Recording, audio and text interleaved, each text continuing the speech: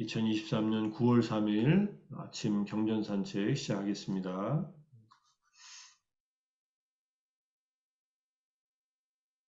법구경 91번째 개송, 아라한 품의 두 번째 개송입니다.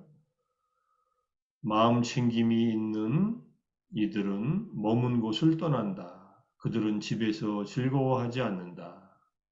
마치 백조가 호수를 버리면서 떠나는 것처럼 그들은 머문 곳마다 버리고 떠난다. 마음 챙김 있는 번뇌다한 아라한들, 이들은 머문 곳을 떠난다는 말이고, 그리고 집에서 모여서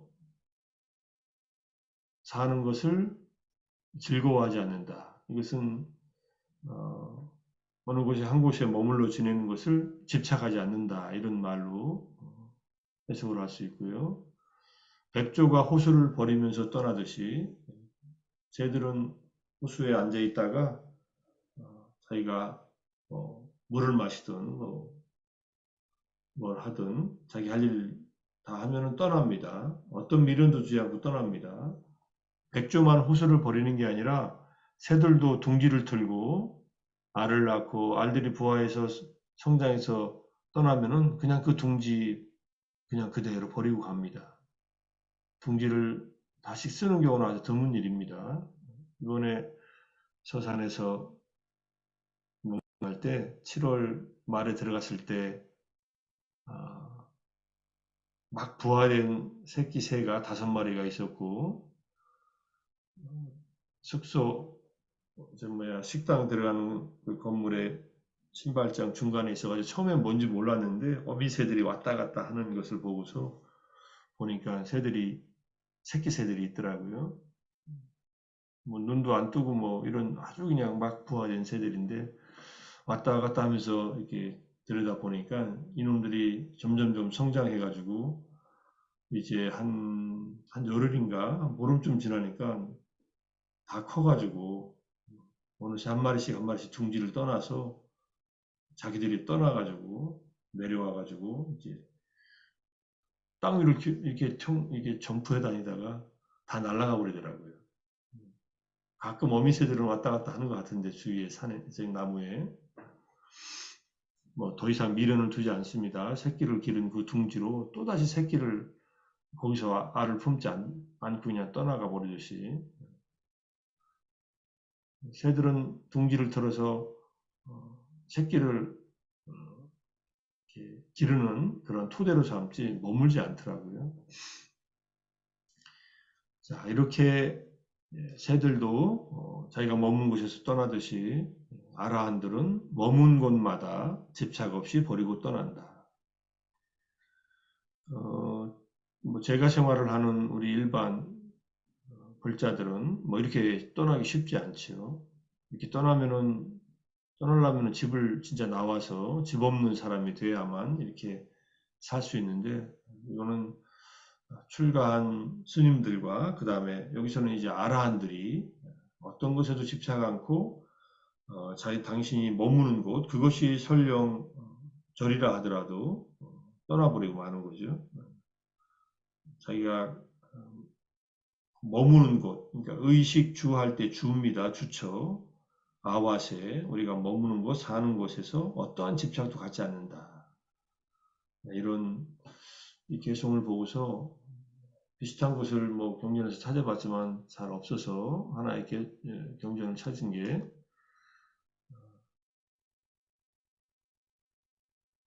한때 많은 비구들이 코살라의 어떤 밀림에 머물렀습니다. 밀림, 산속에. 스님들은 산속에서, 숲속에서 많이 살았으니까. 그 무렵 그 비구들은 3달 동안의 안거를 마치고 유행을 떠났습니다. 유행을 떠납니다. 유행이라는 말은 걸식을 하면서 수행을 하러 다니는 겁니다. 그러자 그 밀림에 사는 신이 비구들을 보지 못하게 되자 탄식하면서 이 사실에 대해서 개성을 읊었습니다. 많은 자리가 비어있는 것을 보니 오늘 내게 따분함이 생기네. 많이 배워서 여러 가지를 설하시던 고다마의 제자들은 어디로 가셨을까? 이게 숲에 사는 신이 숲에 사는 신을 우리는 산신이라고 하죠. 꼭 산이 아니라도 나무가 울창한 곳에서는. 그리고 목신을 많이 얘기합니다. 나무의 신. 나무마다 신적인 존재들이 이렇게 있다라고 얘기해요. 요종이라고도 할 수 있지만, 그러한 신들이 주변에 스님들이 수행을 하면은, 이 스님들이 수행하면서 서로 가르치고 주고받는 법담이나 또는 자해 명상을 하는 명상의 경험들을 바로 경험하니까 굉장히 평온하게 행복하게 머문답니다. 그러니까 이제 다른 신이 이 개송을 듣고 나서 정진하던 스님들이 마가다로도 가셨고 꼬살라로도 가셨고 어떤 분들은 와치 땅으로도 가셨도다. 마치 줄에서 풀려난 사슴들처럼 비구들은 집이 없이 머문다오. 이렇게 답을 합니다. 그러니까 집이 없다는 것은 이건 밀림 속에서 살았듯이 자기가 정해진 집이 없다는 거예요. 물론 경우에 따라서는 지어진 정사, 사원에서 기원정사나 중림정사 같은 절에서 오랫동안 머물 수 있겠죠. 또 아플 때는 또 간호받기 위해서. 그런데 거기도 떠납니다. 내 집이 아니에요. 내가 잠시 머물다 가는 곳이지. 그걸 한 스님이 소유하지 않습니다. 어떤 사찰이라도 소유해서 자기가 마음대로 하지도 않고 그냥 그곳은 사방승가 모든 상가들, 상가의 모든 구성원들이 공동으로 사용할 수 있는 그런 장소예요. 그래서 장소에 인색하면 안 된다. 거처에 인색하면 안 된다라고 하는 말이 나오는 겁니다. 인색이라는 항목에서 뭐 자기가 갖고 있는 것을 인색하는 것도 있지만 자기가 생활하는 곳, 사는 곳에 스님들 경우 누군가 와서 머물려고 할 때 인색하게 굴면 안 된다. 오면은 재워주고 또 거기에 있는 음식들 나눠주고 또 줄 수 있는 옷이 있으면 또 나눠주고 그렇게 공유하는 것이 그 공유 경제가 승가의 기본 이념입니다. 그래서 우리가 상가에 보시를 하면은 그 보시물은 사방승가의 공동 사용물이 됩니다. 근데 관리는 현존 상가가 합니다. 그곳에 살고 있는 스님들이 관리를 하는데 그 재물은 공유한다 이런 뜻입니다. 자, 이 마지막 이 개성에 대한 주석에 대한 해석이 있어서 가져와 봤더니 사슴들은 살록이나 밀림이나 이리저리 다니다가 좋은 초지나 위험이 없는 곳이면 어디든지 간다. 그들은 이것은 부모에게서 세대로 물려받은 재산이라고 집착하지 않는다. 숲속에서 초지에서 자유롭게 돌아다니지. 물론 자기들이 주로 돌아다니는 곳은 있지만 어떤 것도 집착이 없습니다. 그와 같이 집이 없는 비구들도 이것은 우리 스승과 은사들로부터 대대로 물려받은 재산이라고 집착하지 않으면서 정해진 곳이 없이 적당한 기후나 적당한 음식이나 적당한 동료나 적당한 거처나 적당한 법의 가르침을 쉽게 얻을 수 있는 곳이면 어디든지 가서 그곳에 머문다. 기후, 동료, 거처, 들을 수 있는 이러한 곳이 적당한 곳이 있으면 거기 가서 머문다. 이런 뜻입니다. 예전에는 이제 한국의 절에서 이렇게 했거든요.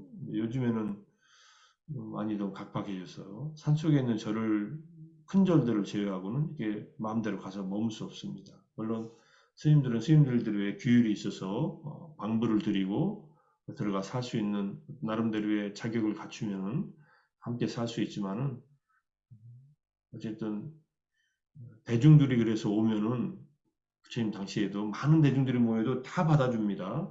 뭐 머물 수 없으면 뭐 나무 아래 머물러도 되고 어쨌든 다 받아주고 그런 이제 머물 수 있는 곳을 마련해가지고 외부에서 온 스님들을 이렇게 함께 정진할 수 있게 하는 그런 정신이 있었는데 자, 어쨌든 여기서 집이 없이라는 말이 여기 보면은 니깼다라는 말이 나와요. 니깼다가 집이에요. 우리가 앞에서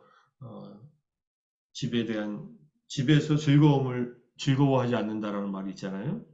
어떤 거처 때문에 즐거워하지 않는다 이런 뜻이고 좋은 거처에 사는 것은 필요합니다. 그렇지만은 그것을 집착을 가지고 살지는 않는다.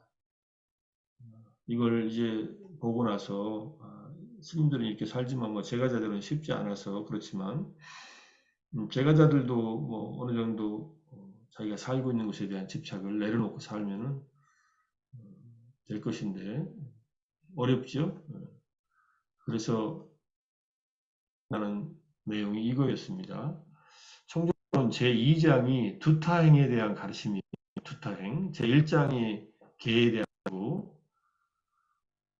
두타행도 개에 속합니다. 그래서 칠부 대중은 여기서 비구 3위 비구니 시카마나 3인이 청신자, 청신녀. 이게 교단 전체를 이루는 대중들입니다. 출가 5중과 제가 2중이에요. 이때 빠리사라는 말을 쓰죠. 대중이라는 말을 쓸 때. 그러니까 불교의 교단을 이루는 구성원들이에요. 이제 13가지 두타행이 있다. 두타는 이제 번뇌의 흐름을 막고 거의 고행과 가까운 수행이지만 고행은 아닙니다. 옷에 관련된 게 2가지, 그 다음에 음식과 관련된 게 5가지, 거처와 관련된 게 5가지, 정진과 관련된 게 1가지에서 13가지가 됩니다. 그 중에서 오늘 이 법구경 91번째에서는 거처와 관련된 항목이 나오기 때문에 이걸 본 겁니다. 순서대로 보면 분소위를 입는 수행. 분소위는 버려진 옷감을 주워다가 그것을 세탁해서 이렇게 기워서 만든 옷입니다.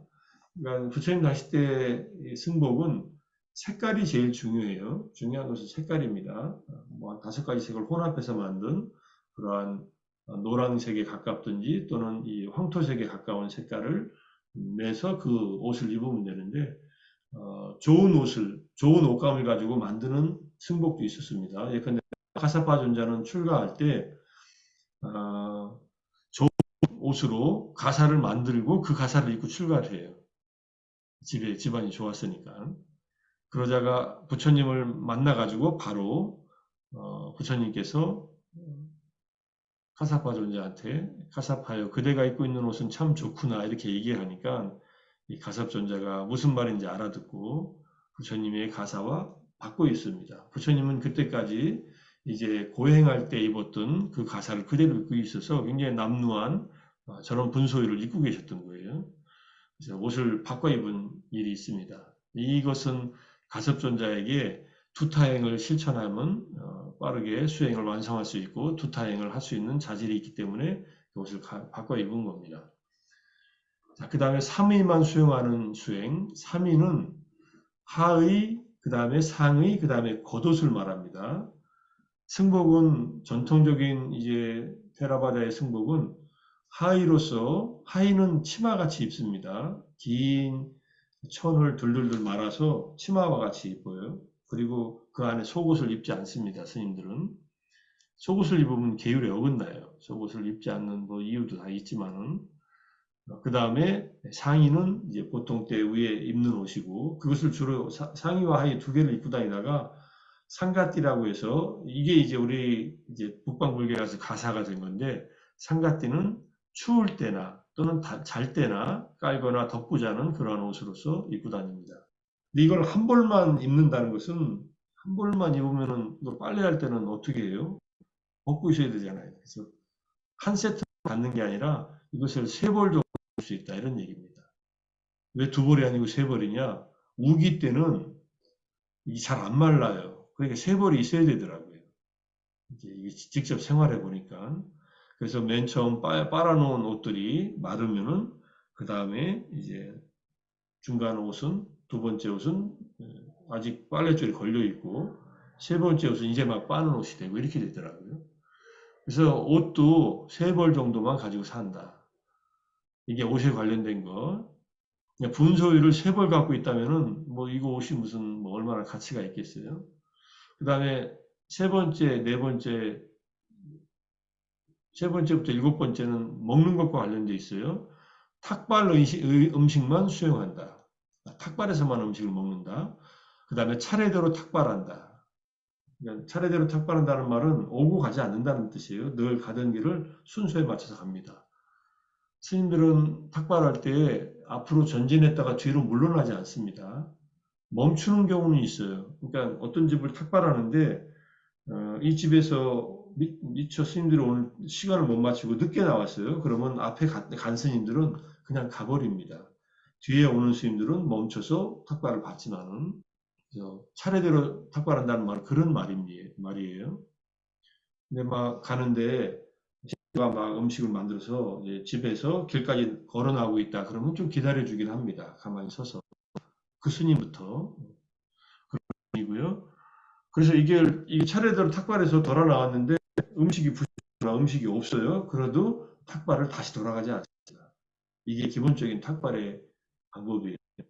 그다음에 한 자리에서만 먹는 한번 먹을 때 한 자리에서 음식을 먹으면은 거기서만 식사를 끝내지 또 다른 자리로 옮겨가지고 또 옆자리로 옮겨서 음식을 먹지 않는다. 우리는 식당에서 밥 먹다가 다른 사람이 오면은 자리를 비껴서 먹든지 뭐 여러 가지 움직이면서 먹잖아요. 근데 스님들은 탁발할 때 탁발한 음식을 먹을 때 한 자리에서만 먹고 그리고 바로 한 개의 탁발 음식만 먹는다. 자기가 탁발한 음식 그 음식만을 먹는다는 얘기예요. 물론 뭐 때로는 탁발해갖고 와가지고 자기가 안 먹는 음식은 이렇게 덜어놓을 수 있습니다. 덜어놓은 음식들은 다른 스님들이 먹기도 합니다. 부족한 스님들이. 제가 기본적으로 바로 한 개의 탁발 음식만 먹는다. 양이 많든 적든. 그리고 어, 이렇게 여섯 번째 바로 한 개 탁발 음식만 먹을 때에 음식을 남겨놓고 나중에 먹지 않습니다. 한 번에 먹어서 거기서 끝냅니다. 다 먹진 않습니다. 우리 바로공양 하듯이 탁발한 음식을 다 먹는 것은 어, 불가능할 때가 있어요. 그 바로가 작지 않아요. 꽤 커요. 거기다 가득 음식을 담아왔다면 다 먹습니다. 한 끼에. 그럴 경우에는 미리 덜어놓고 먹든지 먹다가 너무 많이 먹으면 그냥 남긴 채로 음식을 동물이 먹도록 이렇게 내려놓습니다. 물에다가 물고기가 먹도록 던지든지 또는 그래서 스님들 탁발하고 공양하는 그 주위에는 개들이 많이 있어요. 미얀마나 태국 같은 데는. 그리고 개들이 스님들이 음식을 내려놓으면 개들이 먹고 그렇습니다. 우리가 이 동아시아 불교에서 중국이나 한국으로 들어온 불교에서 바로 공양 이제 네 가지 밥그릇을 놓고서 밥과 국과 반찬과 그다음에 물을 놓고 저렇게 먹는 공양 의식과는 다릅니다. 그거는 나중에 이제 동아시아에서 생긴 전통이라고 할 수 있고요. 나중에 얻은 밥을 먹지 않는다. 먹다가 누가 또 가져오는 경우가 있잖아요. 그런 음식을 먹지 않는다는 거. 이 먹는 것에 대한 것 이건데 여기에서 다섯 번째, 여섯 번째 이것은 총신사, 총신녀가 지킨다 이렇게 되어 있어요. 여기 한 자리에서만 먹고 바로 한 개의 탁발 음식을 먹는다. 그냥 이 말을 제가 신자들도 이 두 타임 중에서 두 가지를 실천한다면 먹는 것만 실천할 수 있다 이런 뜻입니다.